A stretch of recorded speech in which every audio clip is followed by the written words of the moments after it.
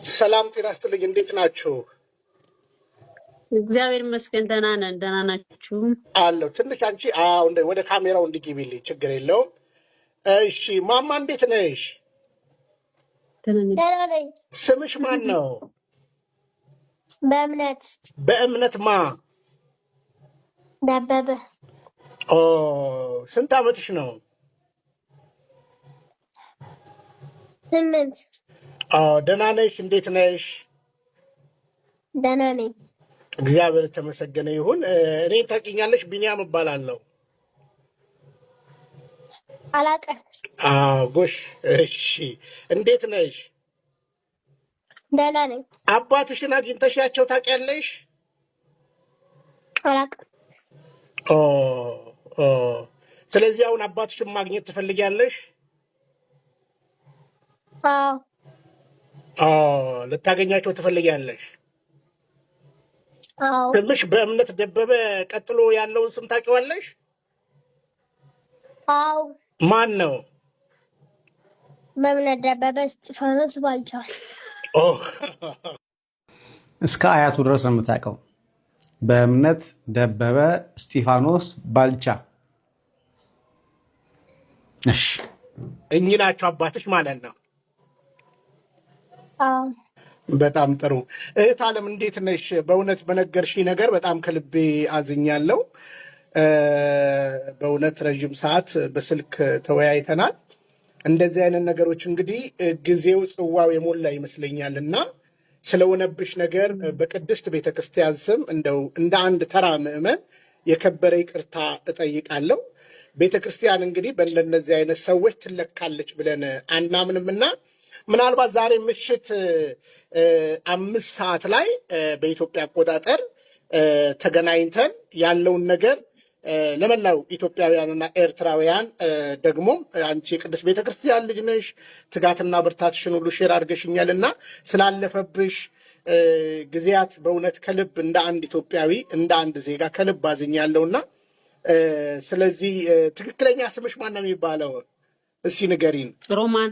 የመታወቂያ ስሜ ሮማን ፈንታውን ነው የሚለው።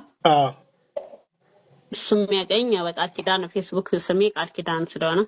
እሺ ስለዚህ ፈቃድሽን ሰጪናለሽ። መላው የደረሰብሽን ነገር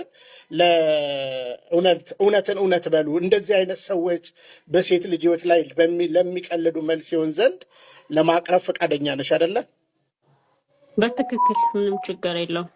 እሺ ከልብ ነው እኔ እንግዲህ ሂጃለሁ በምችለው አቅም በውስጥ ለማዋራትም እነሱንም ዘመዶቹንም ቤተሰቦቹንም አገሩ ድረስ ሄጄ ሁሉንም ለማሳመንም ሞክሬያለሁ፣ ጥሬያለሁ። እኔ በአቅሜ የምችለውን አድርጌያለሁ። ሚዲያም እንዳይወጣ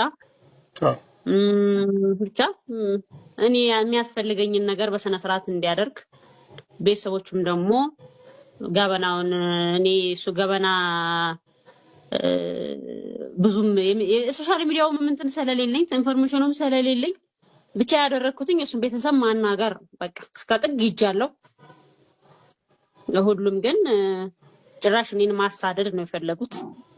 ዛቻ ነው እና እንደዛ ስለሆነ ስለዚህ ደስተኛ ነኝ በጣም ግድ ነው፣ እውነትም ነው። ጥሩ እንግዲህ ምንድነው እንግዲህ ዛሬ ምናልባት በሶሻል ሚዲያ ፎቶአችሁም ከተለቀቀ በኋላ እኛም ደርሶን ለትውልዱ ካሳየን በኋላ ቤተሰብም እየደወለልሽ ነው፣ አቁሚ፣ የሚያስፈልገው ነገር ይደረግልሽ እየተባለሽ ልመና ላይ ነሽ። እስከ ዛሬ ግን እንደዚህ ጠይቀውሽ ነበር? እኔ እንደውም እኔ አልወጣሁም፣ ምንም ያልኩትም ነገር የለም።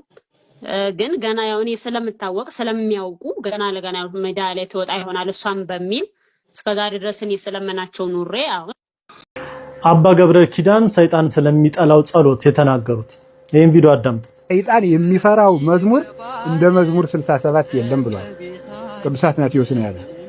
ቅዱስ አትናቴዎስ ካለማ ጸልዩት ሙላውን ይፈራዋል፣ ግን የኔ ይፈራዋል። ይትነሳ እግዚአብሔር ወይ ዘረው ጠሩ ወይ ወዩ ጸላይቱም ቅድመ ገጹ ወበከመ ይሐልቅ ይዝ ከማሁ ይሐልቁ ኃጣንም ቅድመ እግዚአብሔር ቅድመ ገጹ ለእግዚአብሔር ይስ ብትን እንደሚል እንዲሁ ኃጣን ይበተናሉ። ሙሴም ታቦተ ጽዮንን ሲያነሳት ይትነሳ እግዚአብሔር ወይ ዘረው ጸሩ ብሎ ነበር የሚነሳ። ታቦተ ጽዮን አርፋ ከሰነበተችበት ሲያነሳት እግዚአብሔር ይነሳ ጠላቶችም ይበተኑ ብሎ ታቦተ ጽዮንን አንስቶ ተሸክሟት ሄደ። እዛው በምድር የሚገጥማቸው አማሌቃውያን ሁሉ ይበተናሉ። ስለዚህ የእግዚአብሔርን ስም የእግዚአብሔርን ቃል እግዚአብሔር ባለፈው ነግሬያቸዋለሁ። ቅዱስ እንጦንስ አጋንንት ተሰብስበው ሲመጡበት የትኛው መዝሙር ዘመረን ያልኳችሁ? ተመስገን ነው። መርሳት አይደል? መርሳት ነው። የጨጓራ መድኃኒት ሲሆን አትረሱት። በጣም አመሰግናለሁ ስለምትሰጡኝና ክብር እና ፍቅር ቀን ሁለት ስለምትሰጡኝ ፍቅርና ክብር እጅግ አድርጌ አመሰግናለሁ። ቻው። ቃል ይሰማል። ቴንክ ዩ። ሚዩትሽን አንሺ። ደግሞ ነጠላ የለሽም እንዴ? ነጠላ የለሽም እንዴ? አርጊ ነጠላ። እሺ፣ ድምጿን ከፍ አድርጊያት። ጎሽ እናቴ፣ ረዥም ሰዓት ነው ቃልን ያናገርኳት። ረዥም ሰዓት ነው ያናገርኳት እሷንም እና ሚዩትሽን ከፈትሽ። እዚህ ቤት ያሉ ቤተሰቦችሽ ናቸው፣ ይወዱሻል። ላለፉት 9 ዓመት ብቻሽን አልቀሰሻል። ደግሞ በጣም ልቤን የነካኝ ከንግግርሽ የካህን ልጅ ነሽ። ይሄ ነገር ተደርጎብሽ እንዲህ አይነት ክደት ተክደሽ ወደ ሌላ ቦታ አልሄድሽም። ስለዚህ የደረሰብሽን ነገር እርግጠኛውን የምነግርሽ አባቶች ይሰሙሻል። ቅድም እንዳልኩሽ ነግሬሻለሁ በውስጥ ዮርዲም እንግዲህ በግልጽ ነው። ብፁዓን አባቶች ይሰማሉ፣ ከስሩ ነው እየተከታተልን ነው ብሎ። ስለዚህ የደረሰብሽን ነገር የተታለልሽበትን ነገር ለዚህ ህዝብ ክሊር አድርጊ። ማንም ከቤተ ክርስቲያን አይበልጥም። እናንተም ደግሞ እዚህ ያላችሁ ለዮርዲና ለቃልዬ ፍቅራችሁን ግለጹ። ትክክለኛ ስሟ ሮማን ፋንታውን ነው። ቃል ኪዳን ፋንታውን ትባላለች። በሌላ ግን ትክክለኛ ስሟ ሮማን ፋንታውን ነው። ከኚህ አባት ጋር እንዴት ተገናኛችሁ? ከዛ ጀምሪልን። በጣም ነው የማመሰግነው ስለጋበዛችሁኝ። መጀመሪያ እግዚአብሔር ያክብርልኝ። እንግዲህ ከእሱ ጋር የተገናኘ ነው ማህበር ላይ ነው፣ መንፈሳዊ ማህበር ላይ ነው። ካሜራውን መዝጋት እችላለሁ? ትንሽ የመጀመሪያም ስለሆነ አሁን ትችያለሽ። እሺ፣ የካሜራውን ቀጥያው ትውውቃችን ያው መንፈሳዊ ማህበር ላይ ነው፣ ጉዞ ማለት ነው። እሺ፣ መንፈሳዊ ማህበር ላይ ነው፣ ያው እነሱ ሀገር ማለት ነው። ጉዞ ወደ ሲሬ ዛትም ንግግርም የለንም። ያው እሱ አገልጋይ ነው፣ የማህበሩም ዋና መስራች ነው። እዛ የእነሱ ሀገር ስለሆነ ቤተክርስቲያን የመሰረት ድንጋይ አርሴማ ልንጥል ነው የሄድነው። መጀመሪያ ጉዟችን እዛ ነው የማውቀው። እንግዲህ እዛ ከሄድን 1-2 ምናምን ሄደናል። እንዳልኳችሁ እዛ ንግግርም የለኝም ከሱ ጋራ፣ ከማንኛቸውም ጋራ ያን ያክል አንግባባም። ጉዞ እንሄዳለን፣ ጉዟችን አጠናቀን እንመለሳለን። ግን እኔ እና እሱ የተገናኘ ነው ወደ 4 ኪሎ መርፋቅ የሚባል ቤት አለ። እነሱም ሻይ ቡና ብለው ሲወጡ እኛም ከጓደኞቻችን ጋር ሻይ ቡና ብለን ስንወጣ እንደ አጋጣሚ ተገናኘን እና እንዴት ናችሁ? ደህና ናችሁ? ይሄ ሰላም ናችሁ? ይሄ ብሎ አጥብቆ ሰላም አለንና እንዲህ አብረን ቤተክርስቲያን እያገለገልን እንደዚህ መዘጋጋት ተረተው ጥሩ አይደለም ተው ምናምን ብሎ አገልግሎት እዚህ ቦታ አለ እና ተጋበዙ፣ ግድ የለም ስልክ እንቀያየር ብሎ ስልክ ከኔ ጋር ተቀያየረ። እዛ በዛው ተደዋወልን፣ አወራን። 1-2 ቦታ ስብከት አገልግሎት ስለነበረው ጋበዘን። በሶስተኛው ግን እኔን ብቻ ነበረ የጋበዘኝ። ሄድኩኝ። ሲሄድ ወደ እርግጠኛ ባልሆንም ወደ ልደታ ማርያም ይመስለኛል አገልግሎቱና እዛ እንሂድ እዛ አገልግሎት አለኝ ምናምን ብሎኝ ይዞኝ ሄደ። እዛ መንገድ ላይ ከአንድ አገልጋይ ጋር አወራ።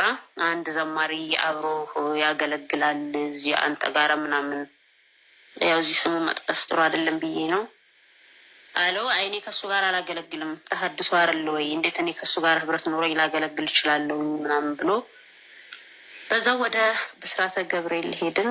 ብስራተ ገብርኤል ግቢ ውስጥ ቁጭ ብለን ብዙ ነገር አወራኝ፣ ህይወቱን ታሪክ አወራኝ። ከዛ በፊት 1-2 ዓመት እንዲሁ በርቀት በቤተክርስቲያን በጉዞም በምንም አውቀዋለሁ፣ ግን ግብብነት ንግግርም የለንም። ከዛ ቁጭ አለን። ብዙ የህይወት ታሪክ እንደዚህ የምትይን ሰው ማን እንደሆኑ ስማቸውን ብትናገሪም ጥሩ ነው። ቀሲስ ደበበ እስጢፋኖስ ይባላል። እሺ ይባላል። እንግዲህ ቀሲስ መሆኑንም እኔ አሁን ነው ቀሲስ መምህር ደበበ መሆኑን ነው የማውቀው። እኔ አሁን እዛ ሄዶ ስም ነው የማውቀው። እኔ ቀሲስ መሆኑንም እዚህም አላውቅም። እዛ አወራን፣ ህይወትን ታሪክ አወራኝ፣ ብዙ ነገር አወራኝ፣ ጣወረዱን አወራኝ፣ ብዙ ነገሮችን አወራኝ እና እኔ የህይወት አጋሩ እንደሆን ጠየቀኝ።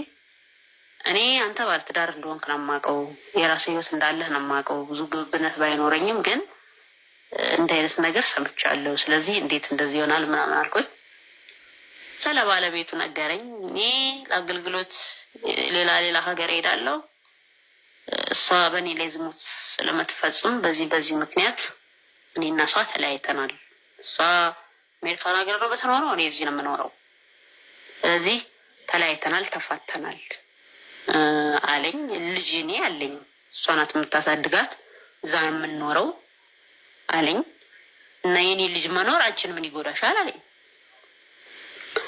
እኔ አንተ ልጅ መኖር ምንም የሚጎዳኝ ነገር የለም፣ ነገር ግን አንተ ቤተክርስቲያን የምታገለግል ጥሩ ሰባኪ ነህ። እኔ ደግሞ ጥሩ አባቴ ካል ልጅ ነኝ። ጥሩ አባት አሳድጎኛል፣ መሰረት አሲዞ አሳድጎኛል። ነገር ግን እኔ ከሀገር ከወጣሁኝ በኋላ ጠንካራ ሴት አይደለሁም፣ ወንድ አውቃለሁ።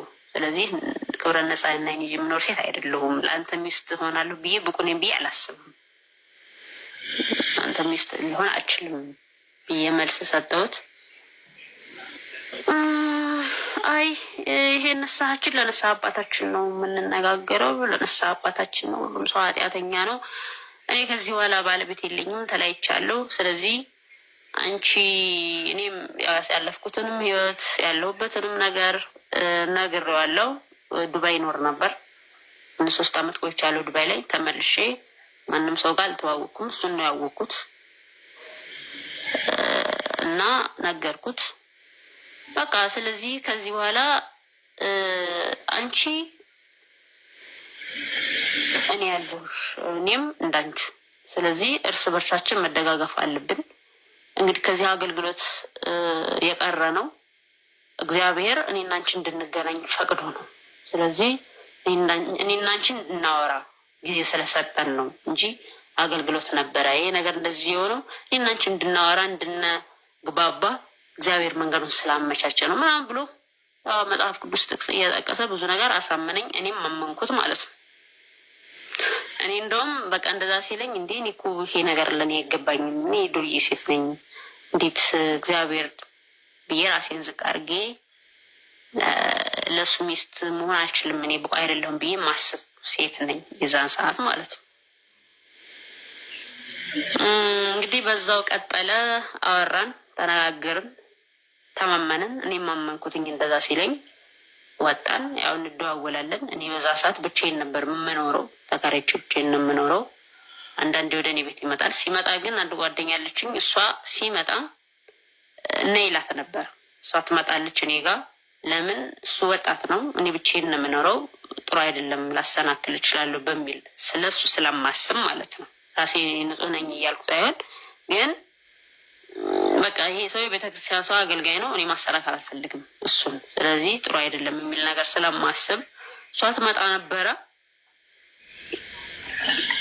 ከዛ በዛ ወቅት የሆነ አገልግሎት ሄዶ አንድ 15 ቀን 20 ቀን ከቆየ በኋላ ምሽት ላይ ነው የመጣው ማለት ነው። ደወለልኝና እኔ አሁን ወደ አንቺ ሰፈር መምጣት አልችልም፣ ስለዚህ ወደ እኔ ነይ። ነገ ከተራ ነው፣ ጥምቀት ነበረ እና ጥር ወር አካባቢ ነው እና ነገ አገልግሎት አለኝ ሊሄድ ነው። አሁን ደግሞ ደክሜ ነው የመጣሁት አለኝ። እኔ ደግሞ ስላመንኩትኝ ከ12 ሰዓት በኋላ ምናምን ይሆናል ሄድኩኝ ቀጥ ብዬ ወደ ብስራተ ገብርኤል። እሱ ተከራይቶ የሚኖረው አየር ጤና ነው። ሄድኩኝ፣ አወራሁት። በቃ አሁን ተገናኝተናል፣ መመለስ አለብኝ፣ አይቻለሁ፣ በቃ ምናምን አልኩትኝ። አይ አሁን መሽቷል። ሲቀጥል ደግሞ እኔና አንቺ ለትልቅ ቁም ነገር እየተሳሰበን አይደለም ወይ? ልታምኝኝ አይገባም ወይ? ብዙ እና ምን ላይ ነበረ ግን አሁን ነው እሱ ትዝ ያለኝ። ለካ ለዚህ ነው እንደዚህ ሲለኝ የነበረው ብዬ አሰብኩት። ማንም ምንም ቢልሽ እንዳታምኝ፣ በእኔ ላይ ይቀናሉ አለኝ። እያንዳንዱ ነገር ይቀኑብኛል። ሰው የሆነ መጥፎ ነገር እንኳን ቢነግርሽ እንዳታምኝ አደራሽ ይለኝ ነበር ማለት ነው። በቃ እኔም ምንም ስለሱ ምንም መጥፎም ደግም ነገርም ስላልሰማሁኝ እሺ ምንም ችግር የለውም ብዬ ከዛ ያው ተያይዘን ወደ እሱ ቤት ሄድን ማለት ነው። ያው እሱ ቤት አደርን ማለት ነው። የዛን ሰዓት ነው የተፈጠረው። ከዛ ጠዋት ላይ እሱ ወደ አገልግሎት ሄደ፣ እኔም ወደ ቤት የተመለስኩኝ።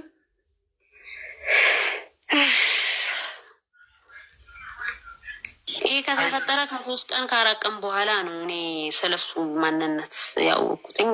አንድ እኔም እሱ የምናውቀው ልጅ ነበረ እና አወራሁት። እንዲህ እኮ እንዲህ ተፈጠረ፣ ከእሱ ጋር እንደዚህ አውርተን እንዲህ ብሎኝ ያለውን ነገር ህይወቱን ነግሮኝ ከኔ ጋራ ህይወት እንድንመሰርት ብሎ አለኝ ብዬ ሳማክረው፣ ውይ ቃል ህይወትሽን አበላሽተሻል፣ በጭራሽ ለአንቺ የሚሆን ሰው አይደለም፣ ውሸት ነው፣ እያንዳንዱም ያለሽ የነገረሽም ነገር ውሸት ነው፣ ትዳር አለው አልፈታም፣ እንደውም 2ኛ ልጅ ሊወልድ እርጉዝ ነች፣ ሚስቱ አለች፣ የአሜሪካን ሀገር ፕሮሰስ አለው ጀምሯል፣ እንዲህ ነው ብሎ እያንዳንዱ ነገር ነገረኝ።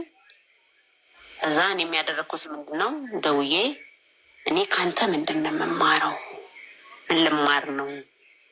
እንዴት እኔን ለዝሙት ብቻ ፈልገህ መጽሐፍ ቅዱስ ትጠቅስልኛለህ? ቤተ ክርስቲያን ደጅ ላይ እንዴት እንደዚህ ታደርጋለህ? እኔ አንተ መሰረቴ ልትሆን አትችልም። እኔ ጥሩ አባትና ያሳደገኝ መሰረቴም አባቴ ነው፣ አርያዬም አባቴ ነው።